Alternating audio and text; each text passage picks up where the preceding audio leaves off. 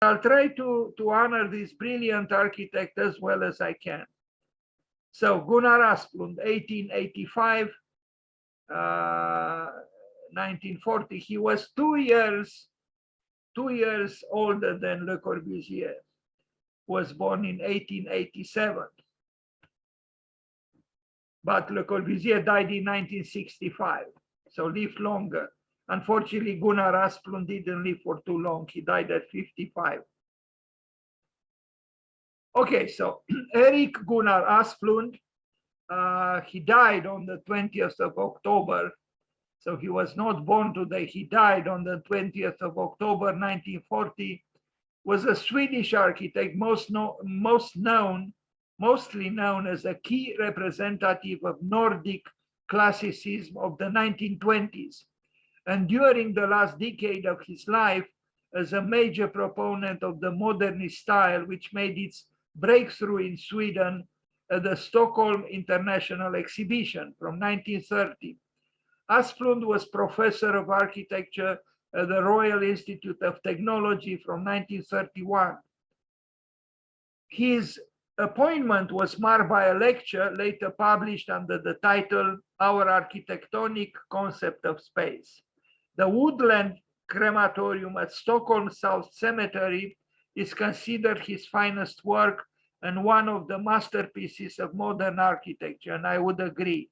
I visited it, and it is a very moving architectural creation, and we are going to see it in detail. Here is the architect Gunnar Asplund, who also influenced another truly brilliant Scandinavian architect, that is Alvar Aalto. We are truly talking here about a very important architect. And as you can see from this picture, rather oriented towards introspection. And here he is in his office.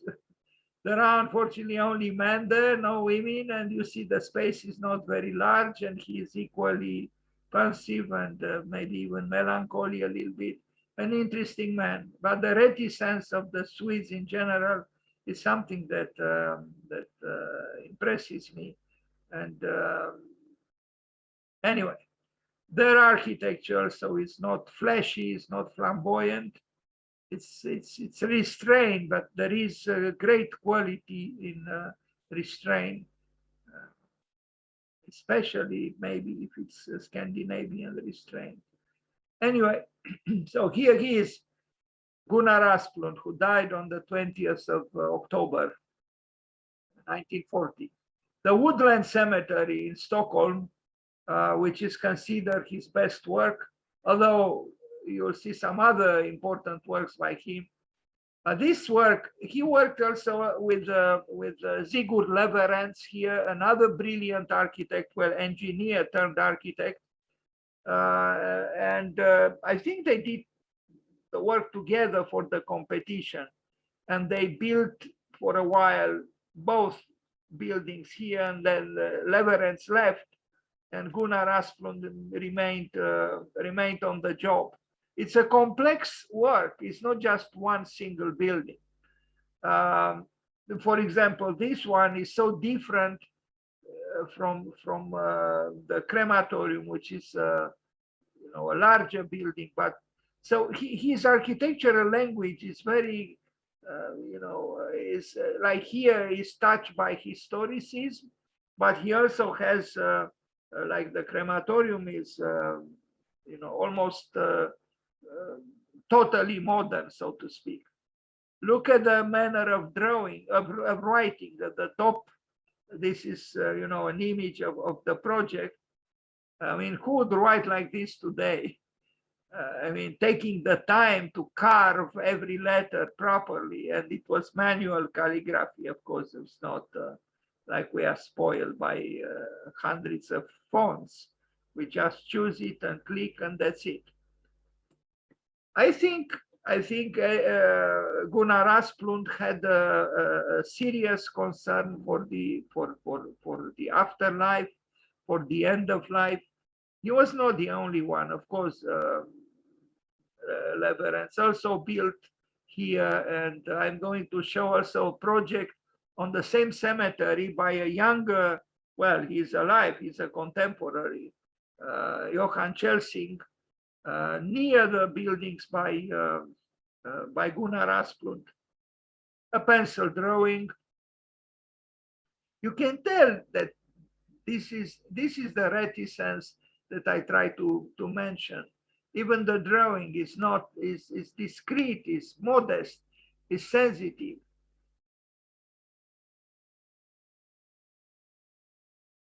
And this is, you know, I have been here, and I do have to say it's very impressive. It's the language of contemplation. Is the language. It's an austere building. This particular one, you know, with the crematorium. Look at this cross that emerges directly from the earth, and it has no need for embellishments or anything. It's a meditation on the end of life, and this is like a temple in a way. It's impressive, you know, in its simplicity, honors the gravity of what the end of life means. Excellent work. A silent work. It doesn't need any, you know, flamboyant gesture. It's really about that austerity which eternity means or should mean.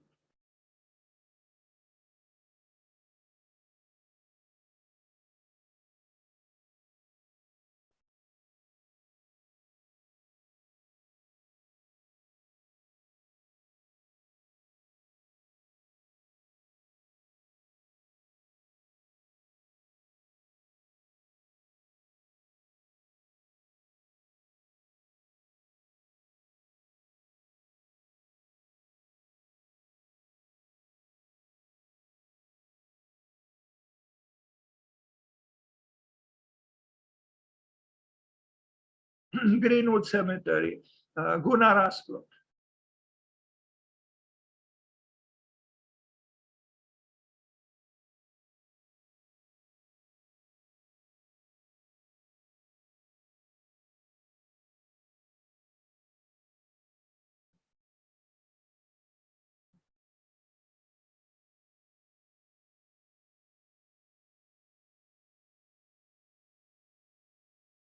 He built also these buildings. So all these complex of buildings, you see, we are going to see, we already saw in a drawing kind of a chapel, which is historicist, but these are modern and, you know, very, in my opinion, very sensitively done. Here is that historicist chapel that I mentioned. And you remember that pencil drawing with this kind of columns suggested discreetly on paper.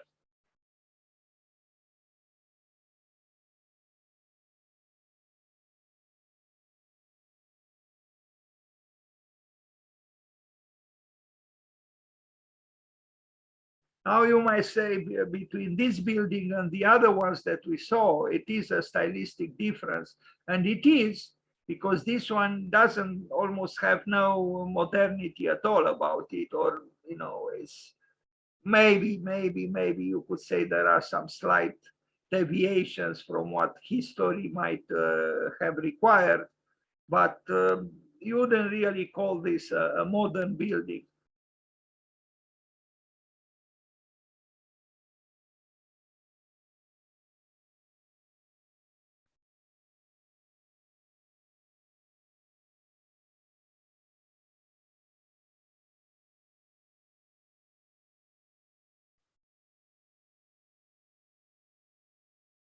Sweden is an interesting country. A Swedish architect told me that, in fact, in Sweden, there isn't really a cult of the architect. You know, the architect is not a superstar. There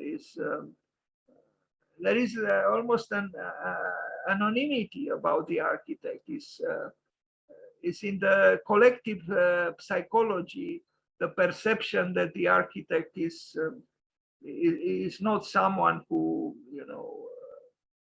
is excessively, asserting himself or herself. Maybe it's the Scandinavian reticence in general.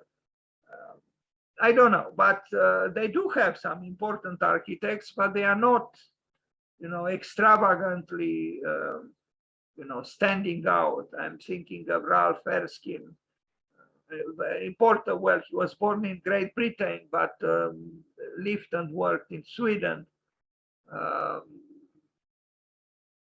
There is Sigurd Leverens, truly a brilliant engineer and architect. And when the time comes, I will make a presentation on him as well.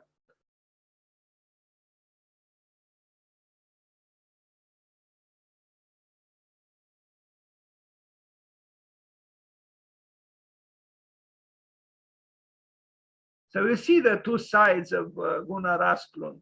This one, inspired by what I call historicism, and then this one where almost any trace of what we call historicism or history is gone. I like these buildings. I don't know what their function is, but here I think he somehow managed to create some kind of a intertwining of the modernism of this with the historicism of this, and they are interesting, and you see these pyramids that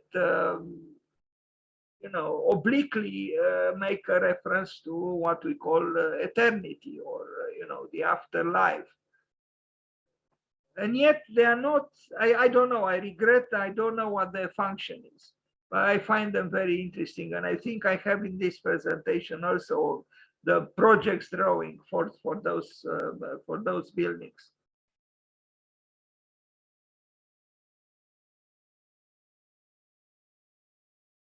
Gunnar Asplund, Stockholm. Now, I wanted to show also a contemporary work, another crematorium at the Woodland Cemetery, the same cemetery where all the works we saw until now were shown, by Johann Chelsing, a contemporary architect and a good architect and an interesting architect.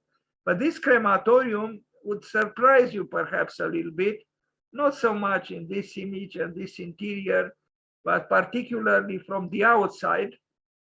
It's the superficially optimistic one would protest, would say that this is a building that could amplify one's angst because it appears to be rather unfinished, not in the sense of not being finalized, but not using finishes. Look at the elevation here, and it's not during the construction. That's how it is now. But I think in an architectural and even poetical way is another meditation on the end of life, which is not, although some people think should be a matter of celebration. Well, most people don't think so. Anyway, even the way the lack of landscaping around the building is also interesting. That it was left like this, and you would say this is just not honoring. No. I think it was left in this way intentionally. And the building itself, in some parts at least, shows it's a meditation on, maybe it's an expression of some pessimism. It's possible. The father of Johann Chelsing was also an important architect. Who knows what his relationship with death is? It's a crematorium here. One cannot be too happy about this, But you see even these things here, which the pedantic one would protest against, would say, wait a minute, this is not right. Why not? You know, why should our buildings be, perfectly, so-called finished? It's an interesting building, and I rush a little bit to see the picture from above. Well, here, but you don't see it very well. I hope I have another one.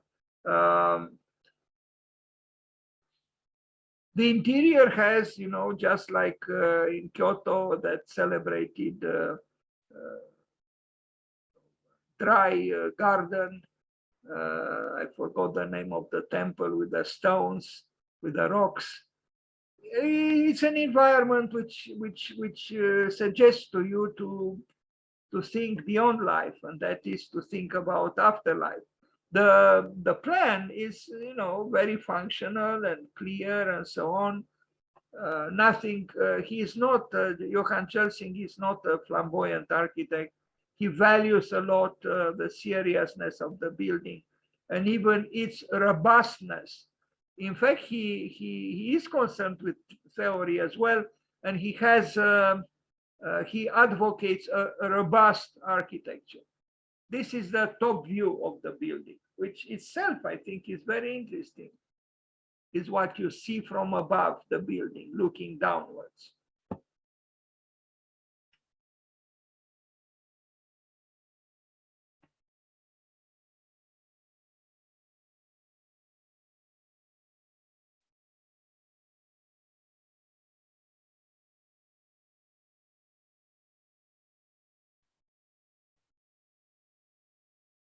He was also the architect who renovated the royal palace. So it's not that he didn't know how to finish his buildings, how to, soothe the image. No, he intentionally used for this building this kind of aesthetics. Anyway, so this is not Gunnar Asplund, it's Johann Chelsing, but I thought because it's about the woodland cemetery where Gunnar Asplund has significant buildings to also show a contemporary work. Now, other projects and drawings of Gunnar Asplund, sketches, you barely see something here.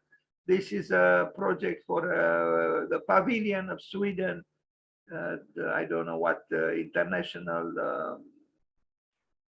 world exhibition. You can see he also at this side of, especially for such a function, to bring in color. And I just show some drawings now by him. He drew manually. This is not the Stockholm Public Library, another famous building by him, and we are going to see it in detail, but kind of similar, almost. This is almost a classical or neoclassical theme, with a round space in the center and then, rectangular configuration around it. Project for a house. His private residences are not, what he built for himself is nice, but what he built for other people, in my opinion, is a little bit too sweet for my taste, but this is not really about my taste. Anyway, a ship, a ship that you see here in the plans, a ship where you could accommodate yourself into some kind of, I don't know if this was meant to be for a private residence on a ship, probably not. It's just that it has rooms to receive a number of people on it. Although I see more than just rooms, I see bedrooms, bathroom, I see a living room. So I guess, yeah, it's a house on a ship. Maybe he anticipated Bjarke Ingels, who himself lives on a ship, from what I understood in Copenhagen. Chair, he designed furniture too. Sorry, the drawings are pale, but that's how I found them. This is not so pale, it's true.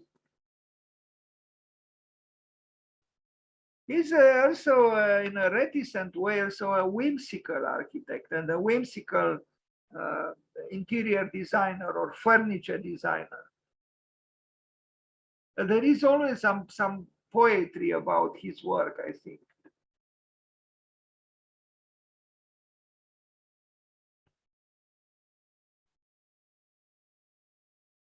There is mourning, and it's clear from the silhouette that, it's about, yes, the end of life. Someone is laying here, probably her husband or brother or father. Eh, what can we say? Yeah, again, it's about death. And then he himself died rather young for an architect, 55 years old. Architects today live much longer lives. This is the project for the building or building, I guess, a building, but made of various parts, which I find interesting because it's both modern and historicist. And you have the equilateral triangle of the roof, which brings a level of ideality here.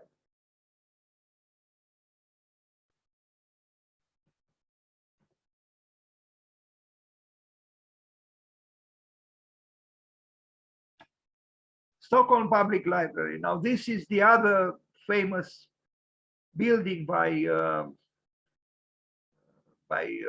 Gunnar Asplund, besides the woodland cemetery. I visited it, and I confess I was impressed. It's a temple of books. It's really, that's what it is. And the books are here in this cylinder. It's simple.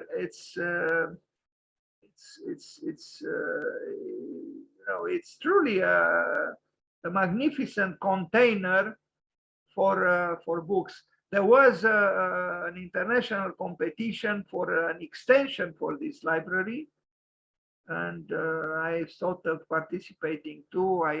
Anyway, I'll show some projects submitted.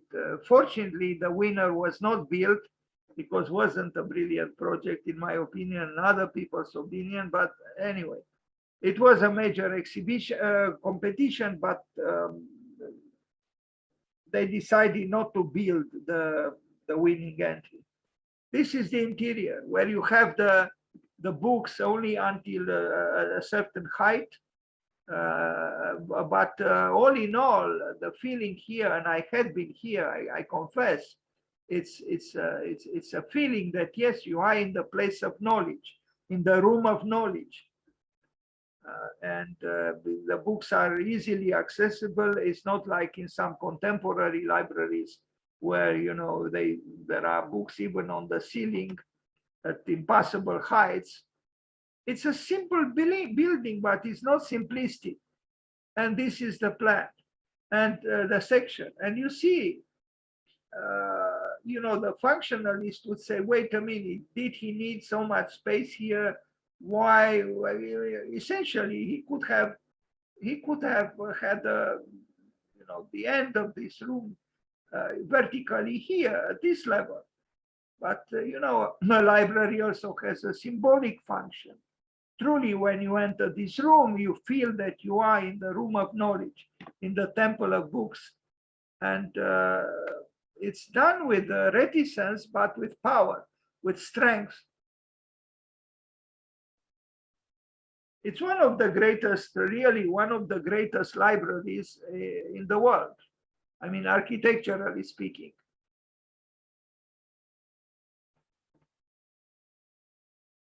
New York, Stockholm Public Library. Some ornaments are present. And again, I don't think architecture can easily get rid totally of ornament. If it does so, it's at great risk of becoming deadly simplistic.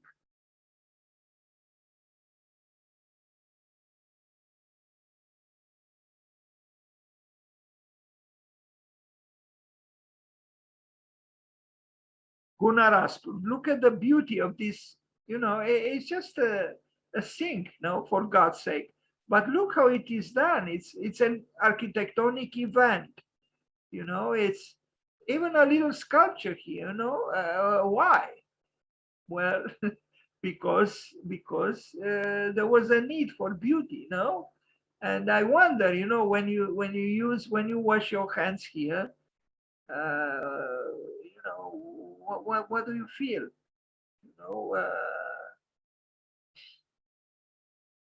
I admire such gestures, which are not arrogant, they are not extravagant, and I like the fact that it's very,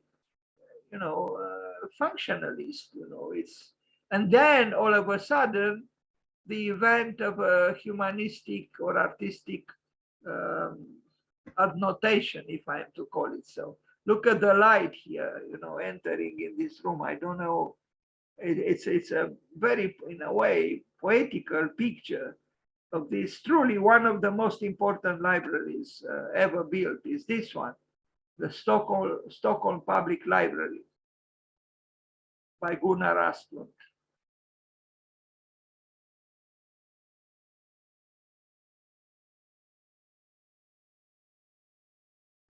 I always admire this building, and when I found myself there, I was, ecstatic.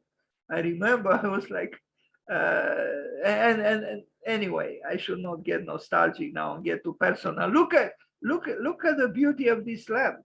Also, very simple, very, but I mean, this lamp itself, just itself, requires a lot of sensitivity and cultural knowledge about design and architecture.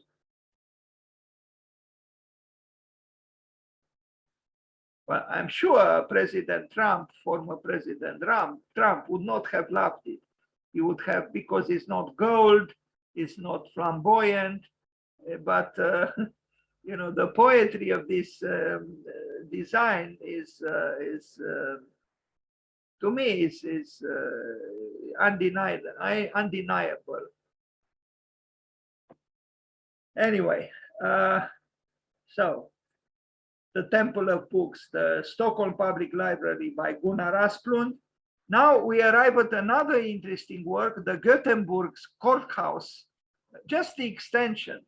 Here he shows how fine, how refined he was as an architect. At the first sight, you think this is one building. Well, they serve together the same function, but it's an older building which stops here, and then it's his intervention, and so subtly the building that he built is different from this one and yet connected. So what I see here is tradition and innovation, continuity and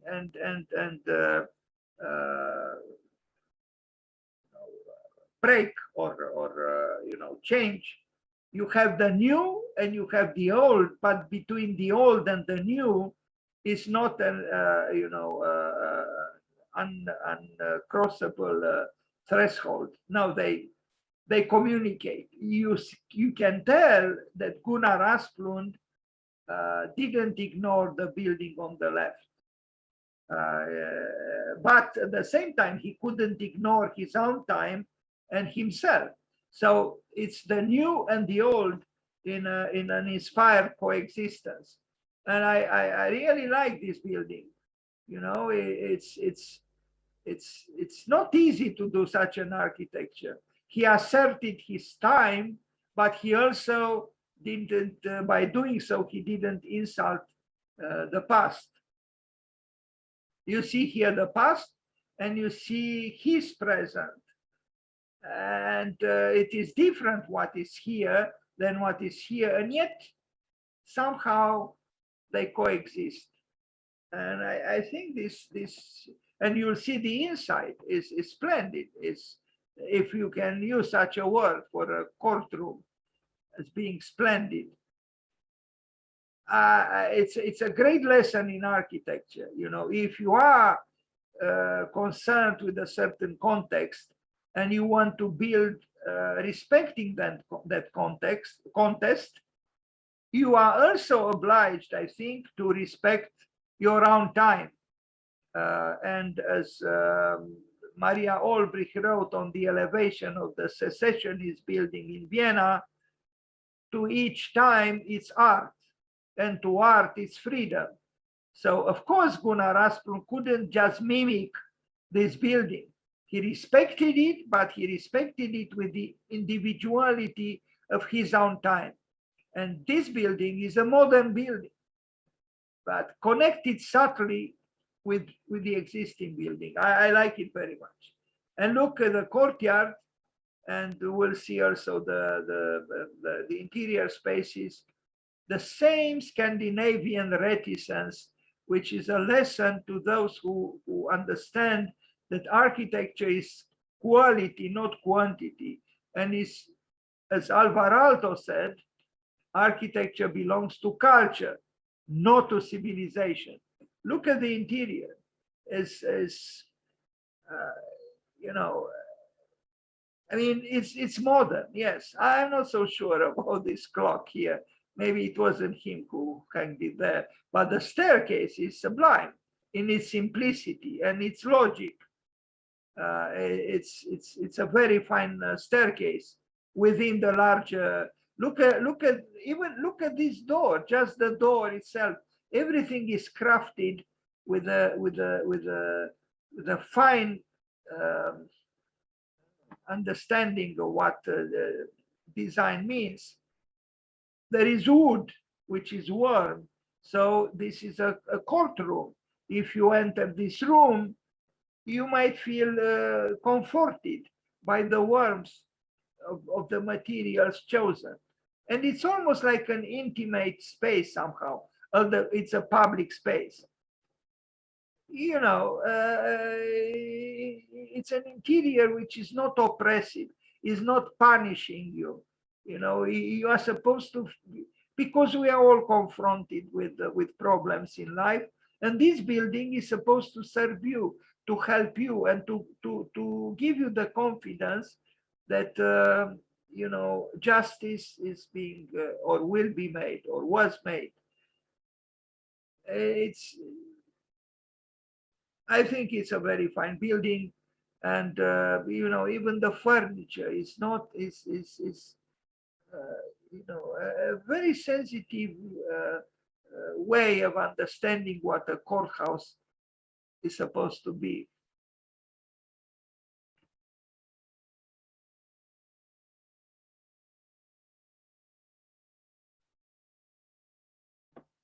It's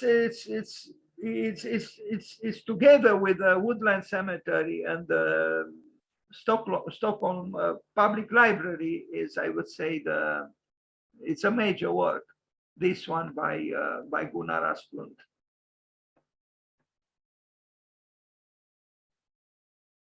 And in its discrete way, it is timeless. You see here in the elevation what I was trying to say. You know, this is the part he added. This was the existing building. And you have verity in unity. They are different from each other, but they are also together. They are also united. The good work.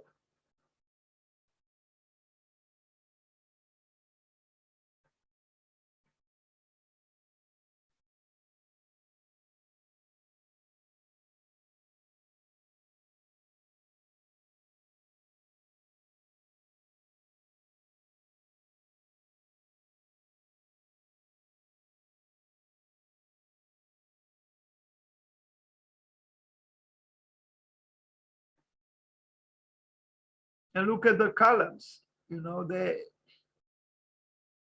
with this section through the column, the column is not heavy, it's not oppressive, it's almost delicate somehow. I mean, it is firm, it's supposed to be firm, it's a structural vertical element, important, but it's sensitively designed. it's made slenderer in this way than it normally would be if you are just considering it, from the statics of the building.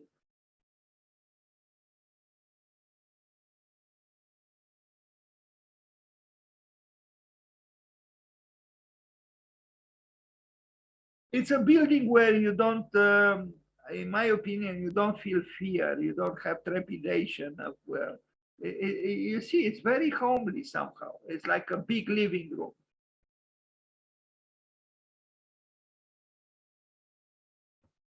It's not meant to punish you, to scare you, no, but to comfort you.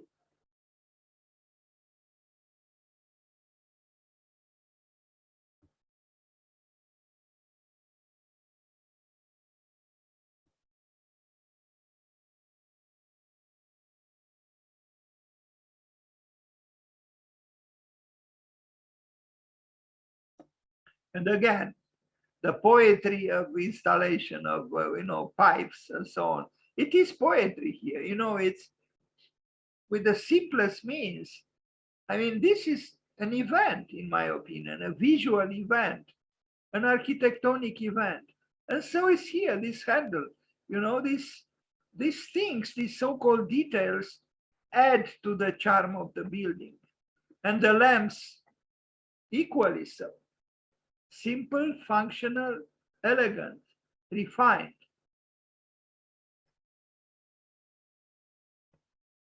Some private houses by him.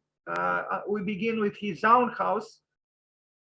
There was an existing house here, and he just accommodated some new functions for himself and his family here. And I think it's a very fine building in itself, because it is unpretentious. It's domestic architecture, is oriented towards the past, but also slightly towards the, the present. It's discreet, it's modest.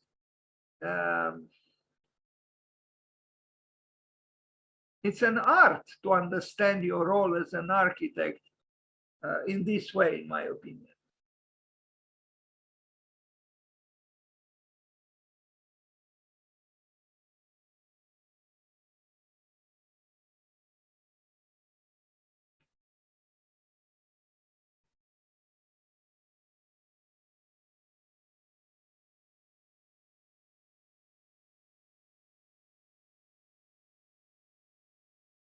The respect that I found in Sweden for nature is impressive. I think nature is smiling in Sweden. It's a very technologized country, but the respect for nature is everywhere to be seen.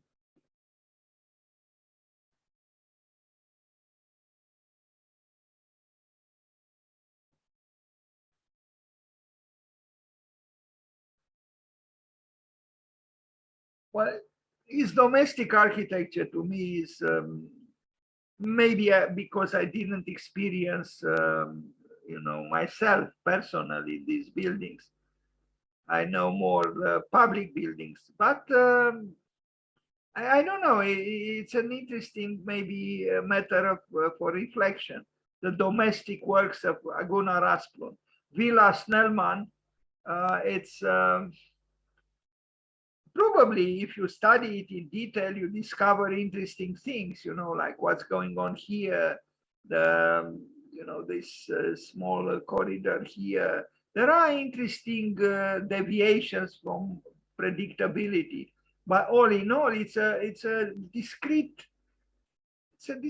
building, and it's not overwhelmingly asserting something rebellious, but there are interesting things, like here. Look at this corridor and this, how he created this false perspective here.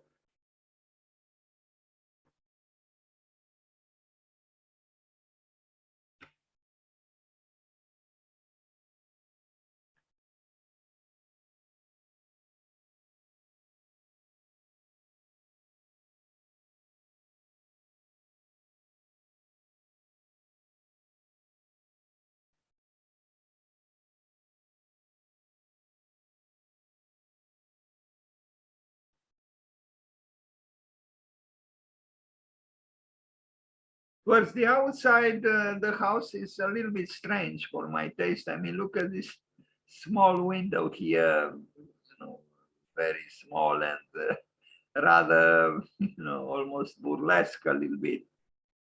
Anyway,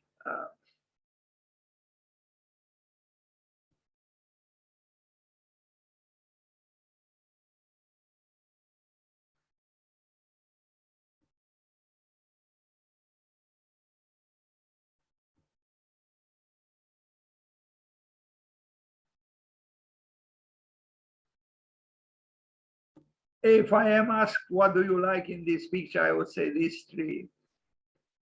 I have expressionistic likings, and the three dust past exam. I love these three. Leafless as it is, I think it's splendid. It's beautiful.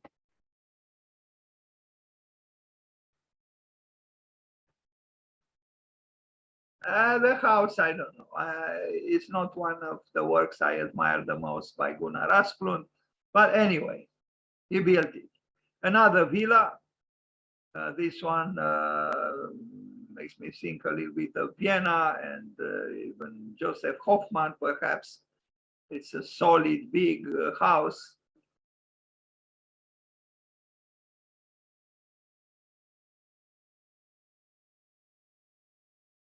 Now, Cinema Stockholm. This one I also visited. Is a cinema. It's not a big, big cinema, and it's infused with history and with culture. This is a rendering of the cinema, and we are going to see pictures of it because it was built.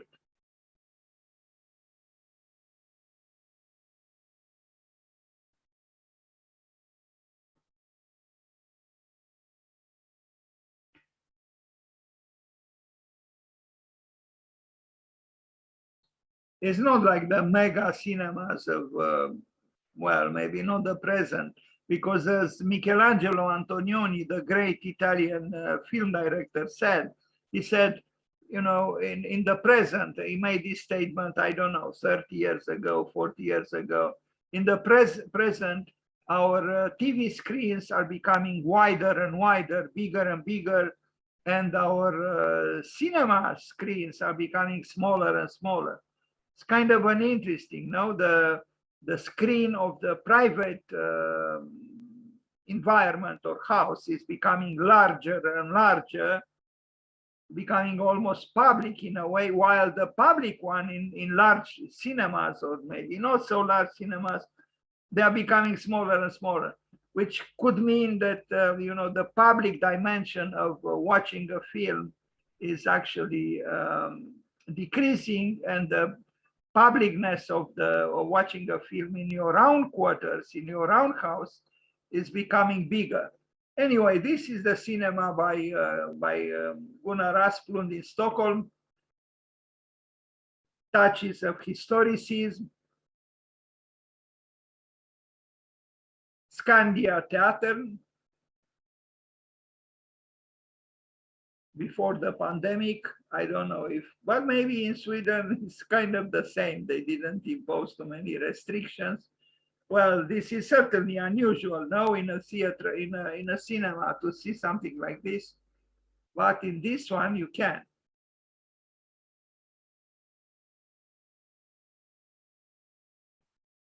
And now a competition entry, an extension, competition entries. I told you that there was a competition to extend the Stockholm Public Library by Gunnar Asplund.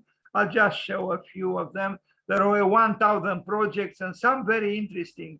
Unfortunately, here I don't show the most interesting ones, but the most interesting ones didn't win. Anyway, here at the corner, here is the public building, the Stockholm Public Library by Gunnar Asplund. And I actually thought of, because I thought of entering this competition, to place the extension underneath this hill. So underground completely, not to see anything outside. The very opposite of what you see here. This flamboyant building. I don't know. Anyway, another one, large extension with a lot of glass. But even if glass is not good for books, as it is known, but just like the La Bibliothèque Nationale de France by Dominique Perrault has a lot of glass, and because we are obsessed by glass, we certainly avoid the restraint of Gunnar Asplund. But I think we could have learned from the restraint of him, his restraint. Anyway, another proposal, but it was not built, and I'm glad it was not built. None of the proposals were built, and the building by Gunnar Asplund was left as it is, in peace. That's it.